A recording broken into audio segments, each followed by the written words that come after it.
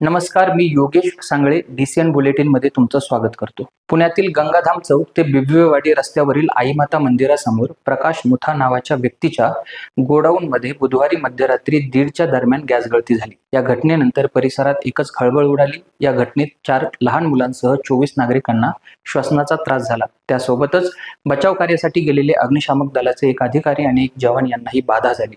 तातडीच्या बचाव कार्यामुळे मोठा अनर्थ टळला. या प्रकरणी गुन्हा दाखल करण्यात आला असून मॅनेजरला ताब्यात घेण्यात आले असल्याची माहिती पोलीस उपायुक्त मिलिंद मोहिते यांनी दिली. स्वारगेट भागात एका खासगी बसने दुचाकीवरील महिलांना धडक दिली. दोन्ही महिलांवर खासगी रुग्णालयात उपचार सुरू आहेत. अपघातानंतर बस डिवायडरला धडकून एका दुकानावर गेली. सुदैवाने अपघातात कोणतीही जीवितहानी झालेली नाही. बस चालकाविरुद्ध गुन्हा दाखल करण्यात आला आहे. त्यानंतर स्थानिक नागरिकांनी अवजड वाहनांवर बंदी घालण्याची मागणी केली आहे. पावसाळ्यात हिंजवडी आयटी पार्क आणि परिसरात पाणी साचल्यामुळे निर्माण होणाऱ्या परिस्थितीत आता थेट संबंधित विभागांच्या अधिकाऱ्यांना जबाबदार धरलं जाणार आहे. नियोजनाअभावी पाणी साचल्यास किंवा कोणतीही आपत्ती ओढवल्यास संबंधित अधिकाऱ्यांवर आपत्ती व्यवस्थापन कायद्याअंतर्गत जबाबदारी निश्चित केली जाईल, असा इशारा पीएमआरडीएचे आयुक्त डॉक्टर अभिजित चौधरी यांनी दिला.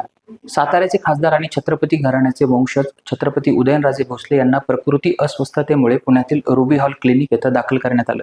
रुबी हॉल क्लिनिक प्रशासनाने दिलेल्या माहितीनुसार उदयनराजे भोसले यांची प्रकृती सध्या स्थिर असून चिंता करण्याचं कारण नाही.